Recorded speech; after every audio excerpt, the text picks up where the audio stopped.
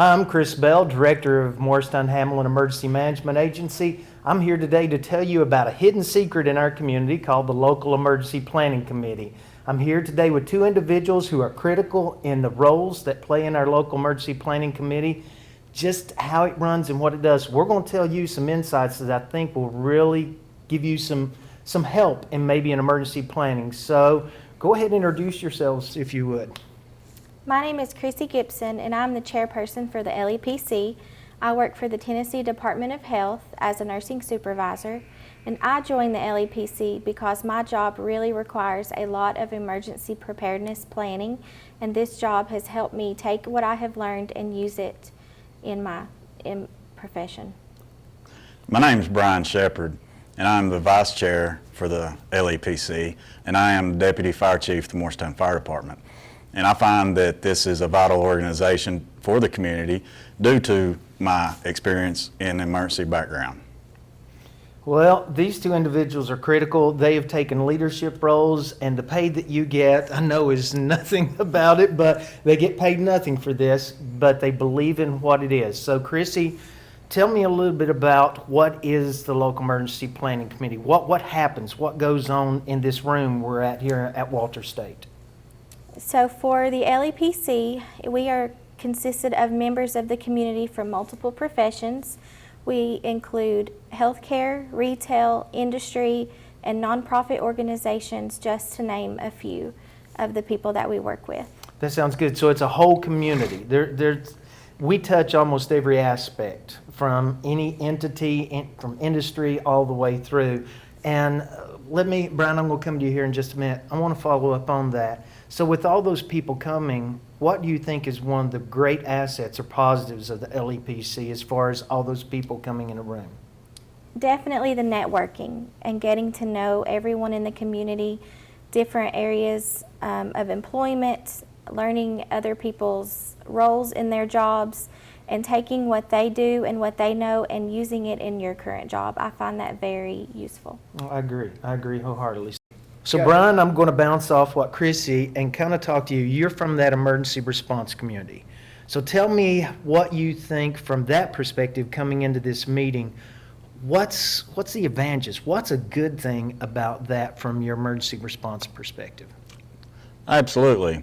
Coming from the emergency response side of things, I see where the LEPC builds the bridge between the industry, the community leaders, and the emergency response teams of the town, and it allows the ability to communicate and to get on the same page in the event of an emergency.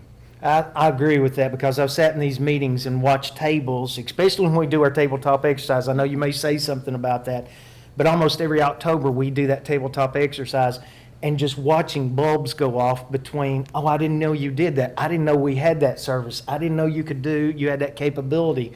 So learning that, I think, is just critical. So I agree wholeheartedly. So Chrissy, what's just kind of personally, what do you like about this? What makes it kind of something that you're saying, I'm willing to give some time to do this? What is personal to you about the LEPC? The relationships that I've built and I've made throughout the community have strengthened my performance at work and personally, just in my overall life. And also, I've really enjoyed getting to hear about some of the local disasters that we have faced in the community and surrounding communities, such as the Gatlinburg wildfires. I think that was critical because we try to every year bring in something that's happened, from the flooding in Nashville to the wildfires in Gatlinburg, even recently with the, again, sad note that Sevier County had another impact of wildfires, to having individuals, the Chattanooga shootings that happened on the military base, and coming in and talking about their lessons learned. I think that really helps us. So, Brian, I guess with what Chrissy's saying,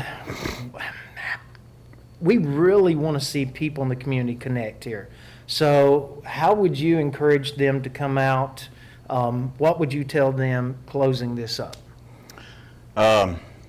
Anytime you can strengthen the playbook, that everybody's on the same page, is vital to the success of any incident.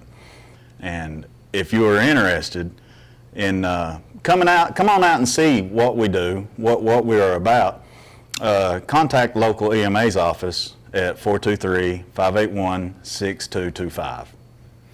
That's great. And you know, one little plug, shameless plug, they can come out because they get a free meal, right? Absolutely. It's always good food, catered food here. So come on out and join us. And I think you'll really see all these facets come together.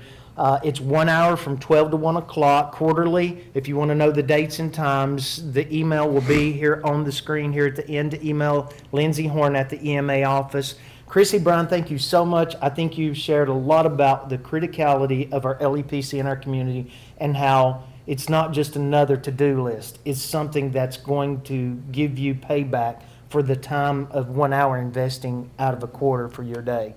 I'm looking forward to see where we go with this. Come join us. Thank you for sharing, and hopefully we'll see you at our next LEPC meeting.